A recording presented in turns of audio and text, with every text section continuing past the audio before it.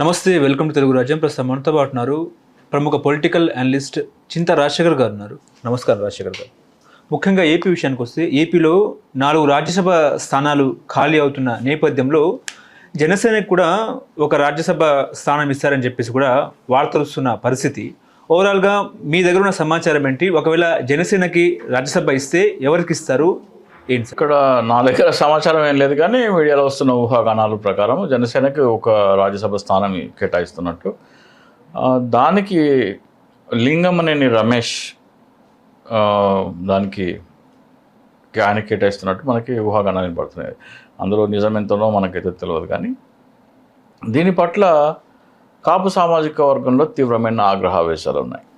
ఎందుకంటే జనసేన పార్టీ మొత్తము జనసేన పార్టీని కానీ పవన్ కళ్యాణ్ కానీ భుజాన మోస్తున్నది కాపు సామాజిక వర్గం. అందులో మాత్రం ఎవరికి ఎటువంటి అనుమానం లేదు. ఈవెన్ పవన్ కళ్యాణ్ దగ్గర నుంచి కార్యకర్త వరకు ఎటువంటి అనుమానం లేదు. ఎందుకంటే కార్యకర్తలు కూడా మా కాపు కులానికి చెందినవాడు ముఖ్యమంత్రి అవుతాడు, కనీసం సంవత్సరంన్నరన్నా ఏడాదన్నా అవుతాడు అనే ఆశతో ఓట్లు వేశారే తప్ప పవన్ కళ్యాణ్లో ఉన్న రాజకీయ పరిణితి కానీ, అటువంటి ప్రజలకి సేవ చేస్తాడని కానీ, కాపు సామాజిక వర్గానికి మేలు చేస్తాడని కానీ అటువంటి ఏమీ లేదు. వాళ్ళకి ఏంటంటే వాళ్ళల్లో నరనరాన ఈ కొలపిచ్చి, ఎస్పెషల్లీ తెలుగుదేశం పార్టీ ఏర్పడిన తర్వాత కులాల పరంగా మా కులం వాడు ముఖ్యమంత్రి అనేది వాళ్ళు చూపించడం మొదలుపెట్టారు.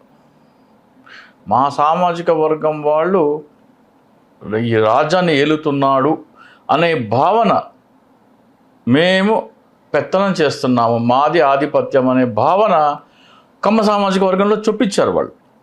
దానివల్ల ఏమైందంటే ఇతర కులాల్లో కూడా మేము పరిపాలించాలి, మాకు రాజ్యాధికారం కావాలి అనేది ఎక్కువైంది. సో కాపుల్లో కూడా వాళ్ళు ముఖ్యమంత్రి కావాలి అనేది కాపుల్లో బాగా నాటుకుపోయింది. ఎందుకని వీళ్ళు చేసే అతి వల్ల. సో ఓటు ఎందుకు వేశారు? ముందు కనీసం 2.5 సగం అనుకున్నారు, కనీసం ఏడాదిన్నరన్నా ఇస్తున్నారు, తర్వాత ఏడాదన్నా ముఖ్యమంత్రి ఉంటారు, కాపు అనేవాడు ముఖ్యమంత్రి అవ్వాలి అనే పిచ్చితో వేశారు. అది అయిపోయిన తర్వాత మెల్లమెల్లిగా కనపడట్లేదు. పవన్ కళ్యాణ్ ఏమో 15 సంవత్సరాలు పొత్తులో ఉంటామని, నేను ముఖ్యమంత్రి అవ్వడానికి నాకు ఆసక్తి లేదని, చంద్రబాబు నాయుడు గారి అనుభవం కావాలని ఈ మాటలన్నీ మాట్లాడుతున్నాడు. సో మెల్లిమెల్లిగా కాపుల్లో మత్తు వదులుతోంది, ఆ పిచ్చి వదులుతోంది. నేను స్టార్టింగ్ నుంచి, అంటే పవన్ కళ్యాణ్ 5 సంవత్సరాలు 2014 నుంచి 2019 వరకు క్షుణ్ణంగా స్టడీ చేసిన తర్వాత నేను ఒక నిర్ణయానికి వచ్చింది ఏంటంటే, జనసేన పార్టీ పవన్ కళ్యాణ్ది కాదు, ఆయన కేవలం ఒక బినామీ మాత్రమే. ఆ పార్టీని చంద్రబాబు నాయుడు స్థాపించారు అని చెప్పి నేను చెప్తూ వస్తున్నాను. ఇప్పుడు అంటే ప్రతి ఉదంతంలో నాకు పవన్ కళ్యాణ్ తీసుకునే నిర్ణయాన్ని బట్టి చూస్తే అతను చంద్రబాబు నాయుడు రాజకీయ బినామీలాగానే కనపడతాడు తప్ప ఒక పార్టీ అధ్యక్షుడిగా ఆ లక్షణాలు ఎప్పుడు నాకు అందులో కనపడలేదు. ఇప్పుడు లింగమనేని వ్యవహారానికి వస్తే ఏమవుద్దంటే, జనసేన పార్టీ 2019 ఎన్నికల్లో ఒక పార్టీ కార్యాలయం తీసుకుంది విజయవాడ బెంచ్ సర్కిల్ దగ్గర. ఆ కార్యాలయం ఓనర్ లింగమనేని రమేష్. ఇప్పుడు పవన్ కళ్యాణ్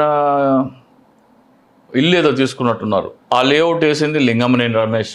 అట్లాగే పవన్ కళ్యాణ్ జనసేన పార్టీ కార్యాలయం నిర్మిస్తున్నారు కదా, ఆ సైట్ లేఅవుట్ వేసింది కూడా లింగమనేని రమేష్. చంద్రబాబు నాయుడు ఉంటున్న కరకట్ట ఇల్లు కూడా లింగమనేని రమేష్దే. ఈ లింక్ ఏంటి? చంద్రబాబు నాయుడు ఏ ఇంట్లో ఉంటున్నాడో ఆ ఇల్లు లింగమనేని రమేష్. 2018 నుంచి 2020 వరకు జనసేన పార్టీ కార్యాలయం బిల్డింగ్ ఓనర్ ఎవరయ్యా అంటే లింగమనేని రమేష్. జనసేన పార్టీ మంగళగిరి కార్యాలయం లేఅవుట్ వేసింది ఎవరయ్యా అంటే లింగమనేని రమేష్. జనసేన పార్టీ పవన్ కళ్యాణ్ ఇల్లు ఏదో కట్టుకుంటున్నాడు, ఆ ఇల్లు లేఅవుట్ వేసింది ఎవరయ్యా అంటే లింగమనేని రమేష్. ఇది చంద్రబాబు నాయుడుకి లింగమనేని రమేష్ దగ్గరగా ఉన్నాడు, పవన్ కళ్యాణ్కి లింగమనేని రమేష్ దగ్గరగా ఉన్నాడు. ఏంటి లింక్ అని అర్థం చూస్తుంటే నా వాదనకి బలం చేకూరుతుంది. లింగమనేని రమేష్ అనే వ్యక్తి జనసేన పార్టీ నడిపిస్తున్నారు అనేది మెల్లమెల్లగా ఇప్పుడు అందరికీ అర్థమవుతుంది. దానికి ముఖ్య కారణం ఏంటంటే, జనసేన పార్టీ కార్యాలయంలో ఇప్పుడు 2 వ్యక్తులు ఆధిపత్యం చలాయిస్తున్నారు. అది అందరూ ఏమనుకుంటారంటే నాదెండ్ల మనోహర్ అండ్ నాగబాబు అనుకుంటారు, కానీ కాదు. ఇప్పుడు జనసేన పార్టీ ఆఫీస్ మొత్తము లింగమనేని రమేష్ కంట్రోల్లో ఉంది. తర్వాత తాళ్ళూరి రామ్ అనే ఒక వ్యక్తి ఏదో సినిమా ప్రొడ్యూస్ చేశారు పవన్ కళ్యాణ్తో, ఆయన ఆ కంట్రోల్లో ఉంది. సో వీళ్ళిద్దరిది కమ్మ సామాజిక వర్గం. అక్కడ చాలామంది కాపు నాయకులు అక్కడికి వెళ్తే వీళ్ళు కాపులని హేళనగా చూడటము, కించపరచడము, రెక్లెస్గా మాట్లాడటము, అక్కడ కాపు సామాజిక వర్గ నాయకుల్లో నేతల్లో తీవ్రమైన అసంతృప్తి ఉంది. దీన్ని బట్టి చూస్తే మనకేమవుతుంది, లింగమనేని రమేష్కి ఎందుకు ఇవ్వాలి? ఒకవేళ రాజ్యసభకు అర్హత ఉంటే ఎవరు అర్హులు? ఇక్కడ పవన్ కళ్యాణ్ కాదు, చిరంజీవి ప్రజారాజ్యం పెట్టినప్పటి నుంచి ఏవి రత్నం అనే ఒక వ్యక్తి, చార్టెడ్ అకౌంటెంట్, ఆర్థిక నిపుణుడు, విద్యావేత్త, అతను చిరంజీవి గారితో ట్రావెల్ చేశారు. ఆ తర్వాత పవన్ కళ్యాణ్ పార్టీ పెట్టిన తర్వాత పవన్ కళ్యాణ్కి తెర వెనుక చాలా సపోర్ట్ ఇచ్చారు ఆయన. ఆ తర్వాత అందరూ పవన్ కళ్యాణ్ 2019లో ఓటమి పిదప పవన్ కళ్యాణ్ నిర్ణయాలతో విభేదించినా కానీ ఈ ఏవి రత్నం పవన్ కళ్యాణ్ ప్రతి నిర్ణయాన్ని వ్యతిరేకించకుండా ఆయనకి విధేయుడిగా లాయల్టీ చూపిస్తూ పవన్ కళ్యాణ్తోనే ట్రావెల్ అవుతూ వస్తున్నారు. కాపు సామాజిక వర్గం వ్యక్తి.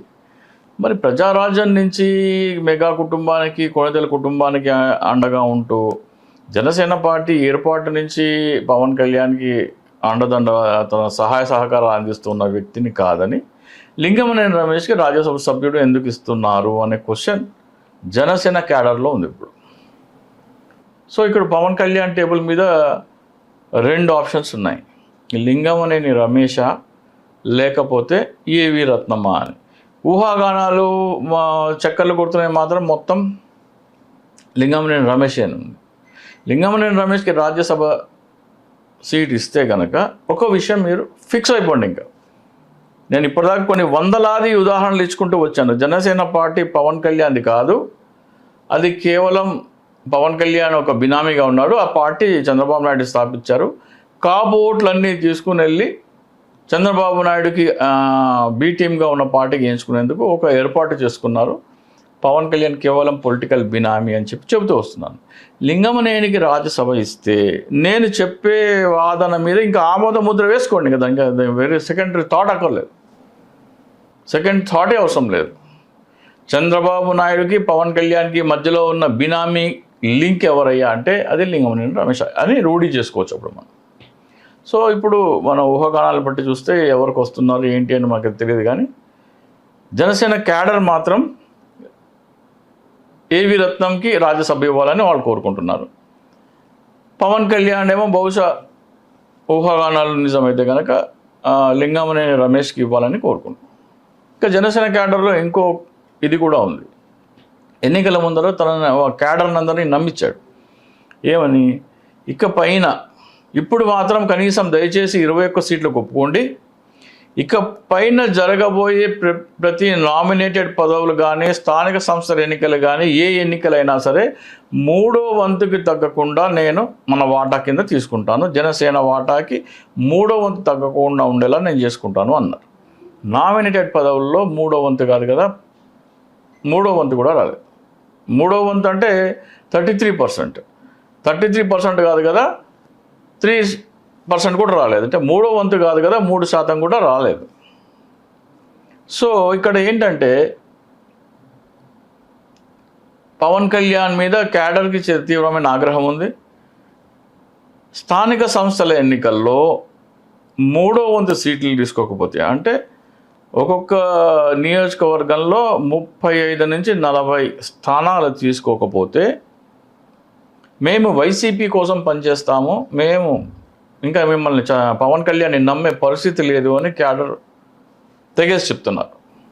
వార్డు మెంబర్లు ఎన్ని ఉన్నాయి మొత్తము, వార్డు మెంబర్లు 3వ వంతు ఎన్ని అవుతాయి అన్నీ మాకు ఇచ్చేయాలి, ఎంపీటీసీలు 3వ వంతు ఎన్ని అవుతాయి అన్నీ మాకు ఇచ్చేయాలి, జెడ్పీటీసీలు 3వ వంతు ఎంత అవుతాయి అన్నీ మాకు ఇచ్చేసేయాలి అని లెక్కేసుకొని ప్రతి ఒక్క నియోజకవర్గ వారీగా మాకు జనసేన కోటా కింద ఇన్ని సీట్లు రావాలి అని పట్టుబడుతున్నారు.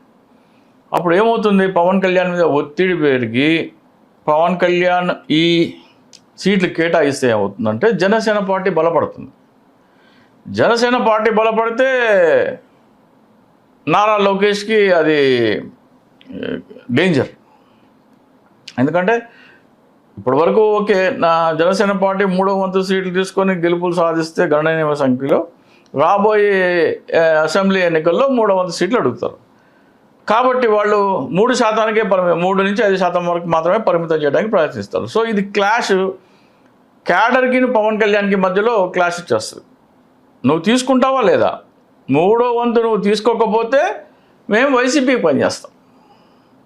ఇప్పుడు జడ్పీ చైర్మన్లు కూడా 3వ వంతు అంటే 33 జిల్లాలకి 36 జిల్లాలకి 12 జడ్పీ చైర్మన్లు రావాలి జనసేన కోటాకి. నువ్వు తీసుకోకపోతే మేము వైసీపీకి పనిచేస్తాం. ముందే డిక్లేర్ చేయి, మనకున్న జిల్లాలు ఇన్ని, దాంట్లో 3%, 33వ వంతు ఇన్ని, ఏ జడ్పీ చైర్మన్ మనకి ఇస్తున్నావో ఇప్పుడు డిక్లేర్ చేయి, లేకపోతే మేము వైసీపీకి పనిచేస్తాం. ఎంపీటీసీలు మన వాటా ఎన్ని, ఎక్కడెక్కడ డిక్లేర్ చేయి, లేకపోతే మేము వైసీపీకి పనిచేస్తాం. జెడ్పీటీసీలు మన వాటా ఎన్ని డిక్లేర్ చేయి, లేకపోతే మేము వైసీపీకి పనిచేస్తాం. అధికారికంగా ప్రెస్ నోట్ రిలీజ్ చేసి ఈ స్థానాల్లో మన ఎంపీటీసీలు, ఈ స్థానాల్లో మన జెడ్పీటీసీలు, ఈ స్థానాల్లో మన జిల్లా పరిషత్ చైర్మన్లు అని ప్రకటించకపోతే మేము వైసీపీకి ఓటేస్తాము, వైసీపీ కోసం పనిచేస్తాము, నిన్ను మీ అన్నని నమ్మి మేము జీవితాలు నాశనం చేసుకున్నాం, ఇంకా చాలు, ఇవి ప్రకటిస్తేనే నీతో ఉంటాము, లేకపోతే గుడ్ బై. ఇది జనసేన క్యాడర్ యొక్క అనుభవం. ఓకే. హలో, తెలుగు రాజ్యం ఛానల్ చూస్తున్నారా? సామాజిక, రాజకీయ, జీవన చిత్రణే తెలుగు రాజ్యం. అతిశయోక్తులు, అసత్యాలు ఉండవు. రాజకీయ కోణం కాదు, ప్రజా కోణమే కొలబద్ద. తెలుగు రాజ్యం వీక్షణ మీ ఉత్తమ అభిరుచికి నిదర్శనం.